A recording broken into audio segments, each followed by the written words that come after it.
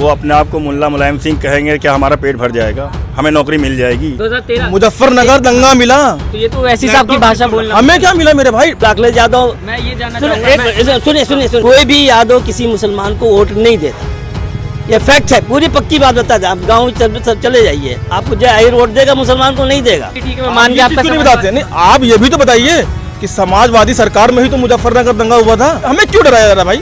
मुसलमान को क्यों डराया जा रहा है? अगर उनको चाहिए कि सीएम बनना है, सीधा समाजवादी को धमकी है आप। धमकी हमारी नहीं है भाई, उनको समझ में आना चाहिए कि हमारा नेता है। नमस्कार, आप देख रहे हैं सोशल न्यूज, मैं आपके साथ मोहम्मद अकरम। आज अगर बात करेंगे तो उत्तर प्रदेश के गढ़ में खड़े हैं हम। राजधानी बोली जाती है इसे, लखनऊ सिटी स्टेशन पास में ही है। यहाँ भी आप देख सकते हैं कि हमारे पीछे एमआईएम की जो पोस्टर हैं वो लगे हुए हैं। बताया जा रहा है कि पहले ये सपा का गढ़ था, अब एमआईएम का हो गया। तो यहाँ कुछ लोग खड़े हैं, उनसे जानने की सबसे पहले कोशिश करेंगे कि ये जो सपा से एमआईएम में जाने की सबसे बड़ी वजह क्या है। मैं आपसे सबसे पहले ये जानना चाहूँगा, अभी हमारी बात भी हो रही थी, आपने बताया पहले हम सपा के थे, तो क्या वजह है जो आप लोग एमआईएम में अब जाना चाहते हैं?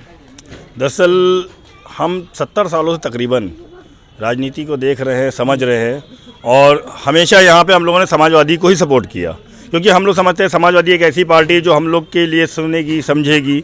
इससे पहले इलेक्शन में समाजवादी ने हमसे वादा किया कि हम आरक्षण देंगे, नतीजा क्या हुआ आपके सामने, कोई आरक्षण नहीं है। हमारे कोई चॉइस भी नहीं थी इससे पहले, क्योंकि हम समाजवादी को जब परेशान हुए तो हम लोगों ने मायावती बहन जी को सपोर्ट कर लिया।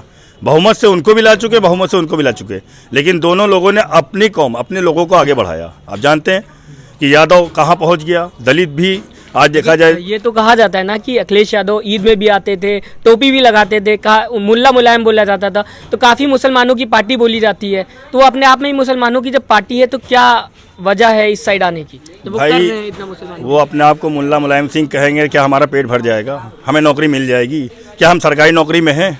आज यहाँ पे जितने लोग खड़े हैं, आप इन लोगों से पूछिए कोई सरकारी नौकरी में है? हमारी पूरी बस्ती में कम से कम यहाँ पर तकरीबन नहीं निकल के 7 से 8 हज़ार वोटर है। आप इनसे पूछिए कितने लोग सरकारी नौकरी में, क्या रीज़न है? तो वो तो अगर बात की जाएगी, वैसे साहब ये भी तो बोलते हैं कि 2% मुसलमान पढ़ा हुआ है। अगर आप शिक्षित होंगे तो अपने आप ही सरकारी नौकरी आपको मिलेगी। अगर बात की जाए, एपीजे अब्दुल कलाम भी इसी देश के थे, ओवैसी साहब भी इसी देश के, तो उनको ना कहीं उनका जो पद था वो मिला, उस काबिल थे वो। तो मुसलमान अगर पढ़ेगा तो आगे बढ़ेगा। अभी आपको पता होगा मुंबई के अंदर एक बहुत बड़े अधिकारी है, उसका नाम याद नहीं आ रहा मुझे अभी, शाहरुख खान के बेटे को जिसने अरेस्ट किया था, ठीक है, उसके बारे में वो मुस्लिम था पहले, ठीक है, उसने दलित को अपना के उसने उस नौकरी को मिली उसे, ठीक है। क्या रीज़न था? कि आरक्षण नहीं था उसके पास, क्योंकि दलित की नौकरी खा गया वो। ठीक उसी तरह से मुसलमानों को आरक्षण नहीं मिलेगा तो जाहिर सी बात है भाई, आरक्षण में अगर हम सब 15% 16% होंगे तो हमारे लोग भी सोचेंगे भाई हम 1000 लोग पहुँचते हैं, उसमें से एक को नौकरी मिलेगी, तो भाई 1000 लोग कोशिश क्यों करें? जाहिर सी बात है हमें वहाँ पे 400-500 लोगों को नौकरी मिलेगी, तभी तो हम कोशिश करेंगे ना। मैं आऊँगा आपके पास। युवा हैं आप, क्या चाहते हैं इस बार उत्तर प्रदेश में किसकी सरकार है? उत्तर प्रदेश में जनता इस समय बदलाव चाहती है। मतलब किसके तरफ जा रही है हवा, आप लोगों को लगता है? हवा तो जा रही है इंशाल्लाह एमआईएम की तरफ, इंशाल्लाह। आप पहले सपा की तरफ थे लोग, जितने भी है यहाँ पे ज़्यादातर लोग सपाई की तरफ थे, हम लोग भी सपाई में थे। इल्जाम भी तो लग रहा है आप एमआईएम की तरफ यही वजह है कि सपा के लोग और बाकी लोग बोल रहे हैं कि इस बार एमआईएम वोट काटने का काम करेगी। देखिए, इल्ज़ाम सब पे लगते हैं। अच्छा, तो बाबा साहब अम्बेडकर पे भी इल्ज़ाम लगा हुआ था, सब पे इल्ज़ाम लगते हैं। इल्ज़ाम तो मतलब जो हक पे होता है उस पर इल्ज़ाम लगते रहते हैं हमेशा, इसलिए जो हक का साथ देता है उस पर इल्ज़ाम तो लगेंगे। थोड़ी दिक्कतें होंगी आने वाले चुनाव में, इंशाल्लाह वो भी दिक्कतें दूर हो जाएंगी इंशाल्लाह। आप क्या चाहते हैं, इस बार एमआईएम की तरफ जाएंगे या फिर सपा को इस बार वोट देंगे आप? भाई सपा को तो हम देखिए वोट देते चले आए हैं, जब से हमारा वोट बना, जब से हमारा मतलब वोटर आईडी आई, तब से हम सपा को वोट देते चले आए। लेकिन सपा को वोट देने से हमें मिला क्या नहीं मिला आपको? हाँ, क्या मिला? लैपटॉप बांटा उन्होंने, मेट्रो बनवाई उन्होंने, दंगा मिला 2013 मुजफ्फरनगर दंगा मिला। तो ये तो वैसी साहब की भाषा बोलना। हमें क्या मिला मेरे भाई? भाषा मैं नहीं बोल रहा हूँ किसी की, यही सेम वैसी साहब बोलते 2013 में। यादव ने कहा कि 2012 में मेरी सरकार बनती है, 18% रिटर्न मुसलमानों को देंगे। आप जरा बताइए, आप बेहतर जानते होंगे। शिक्षित कितने मुसलमान, ये क्यों नहीं है? क्यों नहीं शिक्षित भाई? शिक्षित है, 2% शिक्षित है, तो कैसे 2% को मतलब मिली नौकरी? उनको नौकरी मिली, जो शिक्षित है उनको मिल रही है। शिक्षित है तो उनको तो वो फॉर्म डालेंगे, मिलेगी। में कितना है आरक्षण? कितना हमारा? 18%। अब कहा था देने को, लेकिन 18% कैसे होगा जब आप 18% पढ़े लिखे नहीं है? मेरे भाई कैसे पढ़े लिखे नहीं, कैसे बात कर रहे हैं आप? ये सर्वे है अभी निकला है कि 2% को ऐसी साहब खुद बोलते हैं। पढ़े लिखे हैं, उनको नौकरी नहीं मिल रही है। बोल तो रहे और फिर रिक्शा देंगे इस बार अगर अभी जीतेंगे। देखिए अखिलेश यादव ने क्या बोला कि हम AIMIM से गठबंधन नहीं करेंगे। एक तरह से बोलते हैं जो पार्टी बीजेपी को हराना चाहती है, जो पार्टी बीजेपी को हराना चाहती है हम उससे गठबंधन करेंगे। तो AIMIM से गठबंधन क्यों नहीं कर रहे हैं? जो 2% है उनसे गठबंधन कर रहे हैं, 6% है उनसे गठबंधन कर रहे हैं, 8% है उनसे गठबंधन कर रहे हैं, हमसे यानी कि AIMIM से गठबंधन मना क्यों कर रहे हैं? बी पार्टी है ना बीजेपी। किसने कहा? भाई मुख्यमंत्री CM यहाँ के कह रहे हैं वो सपा की भी पार्टी है, और बीजेपी वाले कह रहे हैं सपा की पार्टी, सपा वाले कह रहे हैं बीजेपी की भी पार्टी। या अंकल खड़े हुए उनसे जानने की कोशिश करेंगे। अंकल मैं ये जानना चाहूँगा 2022 का चुनाव पास आ रहा है, हर पार्टी कोशिश कर रही है, किसके तरफ आप जाना चाहते हैं, किसको वोट देना चाहते हैं? वजह भी देखिए मेन चीज़ तो है जो विकास करे, ठीक है ना। और अभी फ़िलहाल देखा जाए तो बसपा से तो यानी बीजेपी से तो पब्लिक कैसी क्या विकास किया तो आपके सामने दिख रहा है, ठीक है ना। बीजेपी की बात जी हाँ। हाँ। अच्छा रहा समाजवादी पार्टी का। आप 2014 से पहले जब समाजवादी पार्टी जब चुनाव हुई उससे मुलायम सिंह यादव ने सामना में कहा था कि मुसलमानों का 18% की आबादी है, उसके लिहाज से हमारी सरकार बनेगी तो आरक्षण देंगे, ठीक है। सपा की सरकार बनी, लेकिन सपा ने क्या दिया? दिया नहीं दिया? मुसलमानों को कुछ किया भी तो नहीं, कुछ भी नहीं किया, कुछ नहीं दिया। वो तो बोलते हैं ना अगर बात की जाएगी उन्होंने उत्तर प्रदेश को काफ़ी डेवलप किया। अगर बात की जाए हाईवे दिया आपको, मेट्रो दिया आपको, लैपटॉप दिया, विकास किया, अच्छा किया, वो उसमें कोई बुराई नहीं है, विकास लेकिन किया। मुसलमानों के लिए लेकिन मुसलमानों के लिए कुछ नहीं क्या, किसी भी पार्टी ने नहीं किया आज तक। अच्छा किसी भी पार्टी देखिए 70 साल या 75 साल हो गए देश को आज़ाद हुए, ठीक है। इस दरमियान में कोई भी ऐसी पार्टी नहीं आई है मुसलमानों का सिर्फ वोट बैंक के लिए रखा। अभी आप बीजेपी से डरा के मुसलमानों का वोट ले लीजिए, ठीक है, फिर कोई आगे किसी को डरा के ले लीजिए, लेकिन कोई भी नहीं है। अभी CAA आया, जो CAA आया उसमें समाजवादी पार्टी ने कहा बोला? नहीं बोला। अखिलेश यादव, मैं ये जानना सुनिए मेरी बात सुनिए पहले। अखिलेश यादव मतलब पार्लियामेंट में थे, ये वहाँ पर उसी दरमियान की बात है, ये अपने हाईवे का बखान कर रहे थे, हाईवे का बखान कर रहे थे, लेकिन CAA पर क्यों नहीं बोले? अच्छा, मैं ये भी जानना चाहूँगा आप सब एक ही भाषा बोल रहे हैं, क्या सच में आप लोग रैली में जा रहे हैं अभी इस समय? जी नहीं, हम लोग नहीं रैली में जाए अनाजन बात नहीं है। जो आदमी आपके हक की बात करेगा उसको आपका भी कोई रहनुमा होना चाहिए। 70 साल गुजर गए, मुसलमानों का कोई भी रहनुमा नहीं है। सेकुलर बोलते हैं ना, हम सेकुलर हैं। सेकुलर का रहनुमा हर पार्टी का रहनुमा है। समाजवादी पार्टी का रहनुमा यादव है। अभी यादव आप गांव में चले जाइए, मैंने अपनी वाइफ को भी चुनाव लड़ाया था। 3 गांव में हमने जो है ट्यूबवेल लगवाए, उन 3 गांव यादव के गांव थे, जिनमें से एक वोट भी नहीं दिया उन लोगों ने। कोई भी यादव किसी मुसलमान को वोट नहीं देता, ये फैक्ट है, पूरी पक्की बात बता दें। आप गाँव में सब चले जाइए, आपको जो आहिर वोट देगा मुसलमान को नहीं देगा। यादव भी नहीं देता। सुनिए, हमारे एक जानने वाले, उन्होंने जिला पंचायत का चुनाव लड़ा। अब गोसाईगंज क्षेत्र की बात बता रहा हूँ। 5,500 मुस्लिम वोटर था, करीब 6,000 गैर मुस्लिम वोटर था, उसमें यादव करीब 3,500 वोटर था। समाजवादी पार्टी से उन्होंने जो है जिला पंचायत का चुनाव लड़ा। मुसलमानों का वोट उनको पूरा का पूरा एक तरफा मिला, लेकिन यादव का वोट जितना था वो अब तो बटेंगे ना मुसलमान। अगर अब बात की जाएगी तो मुसलमान बटेंगे, क्योंकि समाजवादी में मुसलमान अभी ठीक है, बटने की बात में अभी मान ली कहीं पे AIMIM लड़ाती है, वो आएगी या नहीं आएगी वो अपनी बात है, लेकिन एक पावर दिखाई देगा मुसलमानों का। अच्छा ये वजह है, मुसलमान चाहते हैं कि अपनी क़यादत मजबूत करें। भाई जब कोई कर ही नहीं रहा तो क़यादत तो करनी पड़ेगी। आप क़यादत नहीं करेंगे तो हर आदमी अपनी क़यादत कर रहा, तो मुसलमानों को अपनी क़यादत करनी चाहिए ना। अच्छा मैं सपोर्ट करना।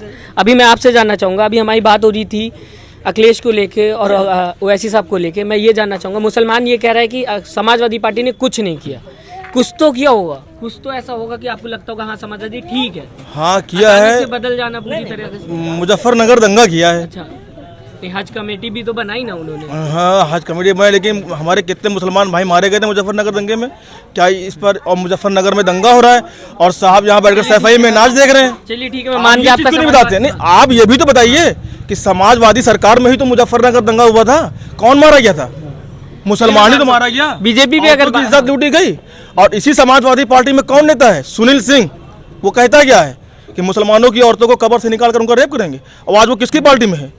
किस बुनियाद से मुसलमान इनको वोट देगा? भाई ओम प्रकाश राजभर आपको छोड़ के चले जाते हैं, 2% छोड़कर चले गए, न चले गए, उसको हम अपने आप में खुद इतना मजबूत हैं। मजबूत है तो उधर क्यों गए? वो गए, उनकी मर्जी भाई, वो उनसे पूछी जाके। आप में इतना मजबूत है कि हम लड़ेंगे और इंशाअल्लाह जीतेंगे भी। लोग कह रहे हैं अगर ऐसे ही चलता रहा तो योगी जी एक बार फिर आ जाएंगे। आ जाएंगे तो आ जाएंगे, हमें क्यों डराया जा रहा है भाई? मुसलमान को क्यों डराया जा रहा है? मुसलमान को डराकर वोट लेना चाहते हैं ये। तो मुसलमान डर क्यों रहा है? कहाँ डर रहा है मेरे भाई मुसलमान? मुसलमान को किसने अब डरा रहे? डर नहीं रहा मुसलमान। आपके इंशाल्लाह आपकी ओवैसी को ही पूरा वोट जाएगा मुसलमान को। और अक्सरियत ज्यादातर मुसलमान इस बात को समझ चुके हैं कि हमारा एक रहबर सदर आ चुका है, बैरिस्टर है, वो पढ़ा लिखा है, कोई जाहिल गवार नहीं है, पढ़ा लिखा काबिलियत आदमी वो आ चुका है। इंशाल्लाह ज्यादातर मुसलमान इस वक्त AIM का साथ देंगे और इंशाल्लाह हम जीतेंगे भी। अच्छा, एक सबसे बड़ा सवाल ये भी उठता है कि MIM पार्टी कहती है अगर हमसे कोई गठबंधन करता है तो हम डिप्टी CM की मांग कर रहे हैं, तो क्या सिर्फ इसी मांग पे आप लोग टिके रहेंगे या आगे पीछे भी होंगे आप लोग? भाई ये सवाल हमारा जायज़ है। आप सोचिए 2% सिख भाई हमारे पंजाब के अंदर, और चाहे बीजेपी का पार्टी हो, कांग्रेस पार्टी हो या आम आदमी पार्टी, तीनों ने घोषित कर दिया वहाँ पे कोई CM बनेगा तो सरदार 2% की ताकत ये है कि CM 2% बनाने के दम रखते हैं वो। हम 22% आबादी मुसलमानों की उत्तर प्रदेश में, हम डिप्टी CM नहीं बना सकते? वही साहब ने पढ़े लिखे आदमी है, काबिल आदमी है। अगर नहीं दिया तो किसी ने, अगर किसी ने नहीं किया भाई 100 तो हम सीटों पे ही तो हैं आप। भाई 100 सीटों पे अगर हम मुत्तहिद हो गए ना, यकीन मानिए आने हमारा जो बहुमल है, हम कम से कम 153 सीटों पे जीत सकते हैं। जहां हमारी, ये तो आप सर्वे से मालूम कर लो, और 153 सीटें अगर हम जीत लेंगे, हमारे बिना सरकार भी नहीं बनेगी भाई।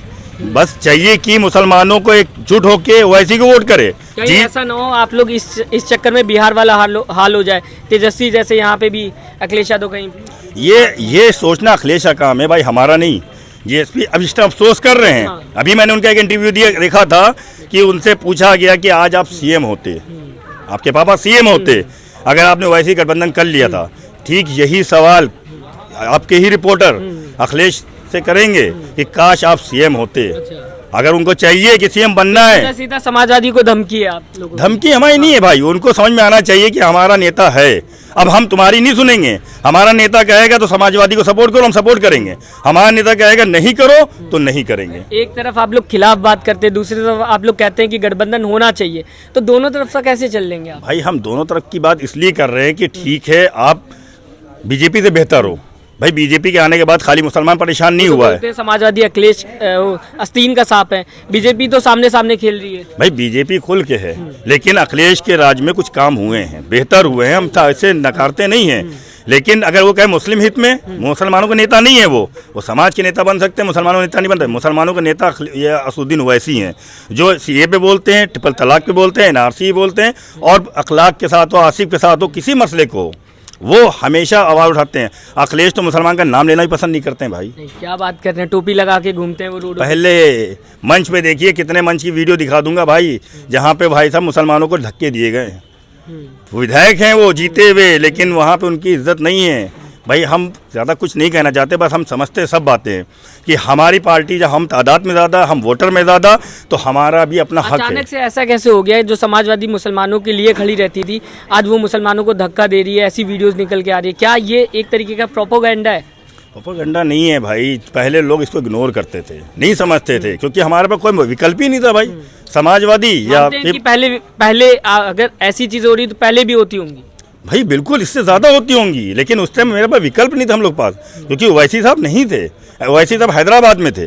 हैदराबाद के अंदर देखिए, अगर देखा जाए ओवैसी साहब जिस सीट से लड़ते हैं, CM हैं, सांसद हैं, और वहाँ पे 65% नॉन मुस्लिम है, दलित भाई और हिंदू भाई, ब्राह्मण, सभी टाइप के लोग हैं। लेकिन ओवैसी साहब वहाँ पर जब लड़ते इलेक्शन तो अगेंस्ट पार्टी की जमानत जब्त हो जाती, क्या कोई खड़ा हो जाए, ये आप जानते हैं। तो भाई कौन वोट दे रहा है उनको? ओवैसी साहब को। मैं ये नहीं कहता हूँ वैसे मुस्लिम की खाली पार्टी के, वो सेकुलर आदमी है, वो इंसाफ करने वाले आदमी है। सबूत चाहिए तो हैदराबाद जाए। हैदराबाद के ना हॉस्पिटल जो उनके खुले हैं वो सारी कौम के लिए, सभी के लोगों के लिए। उनके स्कूल जो हैं, बच्चे को ले जाइए, आप बच्चों को ले जाइए, खाली वहाँ पे पहुँचा दिए और लेने चले आइए, बाकी सारा। उत्तर प्रदेश हैदराबाद बन पाएगा? बिल्कुल भाई, लोगों की ज़रूरत है। मैं खाली मुसलमानों से अपील नहीं कर रहा हूँ, मैं अपील कर रहा हूँ सभी लोगों से, वो किसी धर्म के हों। अगर ओवैसी को अगर नेता मान लिया, यकीन मानिए पूरा हिंदुस्तान तरक्की करेगा। देखिए एक सरदार थे। अगर बात की, कुछ लोग ये भी कहते हैं बीजेपी जैसे हिंदुत्व की बात करती है, मुसलमानों की बात करते हैं, तो ऐसे में बाकी लोग कैसे आएंगे? भाई बीजेपी तो हिंदुत्व की बात नहीं करती है ना। अगर हिंदुत्व की बात करती ना तो ये कोरोना काल में जितने हिंदू भाई हमारे मर गए हैं, लाशों को दरिया में सड़ा दिया गया है, भाई ये करती। ये पार्टी किसी धर्म की नहीं है, ये पार्टी सिर्फ सत्ताधारी है। भाई मुझे सत्ता में आना है तो हिंदू भाइयों को बहकाओ और मुसलमानों को कुछ पीटो और अपने आप को दिखाओ, अब तो ये कह रहे हैं कि अर्थव्यवस्था में अगर बात की जाए उत्तर प्रदेश दूसरे नंबर पे आ रहा है। मोदी जी खुद आ रहे हैं, कह रहे हैं हमने सौगात दे दी उत्तर प्रदेश को। भाई डेटा छुपा नहीं है, और हमारे बैरिस्टर इस बारे में बात करें वो कि क्या करा इन्होंने। अभी कुछ दिन पहले मैं ख्याल से 1 तारीख या 2 तारीख को आपने बात कही, तो अभी तो उन्होंने मन से कहा था ना कि जो आ रहे हैं उत्तर प्रदेश में दंगा कराने, CA/NRC की बात कर रहे हैं, उनको बता दे कि ये यहाँ का प्रशासन काफ़ी मजबूत है, तो वो साफ बोल रहे हैं। भाई प्रशासन क्या कर रहा है, कहने की बात है। हिंदुस्तान अपना उत्तर प्रदेश का अभी तक की जो पुलिस ने क्या किया है सभी देख रहे हैं। मैं सीधे की बात करूँ, अभी कुछ दिन पहले संसद के अंदर असदुद्दीन ओवैसी ने कोरोना के ऊपर जो बीजेपी के खिलाफ बात कही है उसको देखे लोग, जो बीजेपी के एजेंट बोलते हैं असदुद्दीन ओवैसी को, उनके लिए मैं जवाब दे रहा हूं कि संसद की वो वीडियो देखे। 1 तारीख या 2 तारीख को उन्होंने बोला है कि बीजेपी के खिलाफ लगातार कोरोना के ऊपर बोला है कि बीजेपी ने कोरोना काल में क्या करा, सभी समाज के लोगों के लिए, खाली मुसलमानों के लिए नहीं, हिंदू भाई के लिए खासकर ये बात है कि समझे इन बातों को। फिलहाल अब ये देखने वाली बात होगी कि 2022 में उत्तर प्रदेश में किसकी सरकार आएगी। जैसे कि MIM से आवाज़ उठ रही है कि हम 100 सीटों से किंग मेकर का काम करेंगे, क्या वो सच में हकीकत में तब्दील हो पाएगा? आप हमें कमेंट करके जरूर बताइएगा। आपका कमेंट हमारे लिए बहुत महत्वपूर्ण है। नमस्कार। चैनल को लाइक, शेयर एंड सब्सक्राइब करें और बेल आइकन दबाना ना भूलें।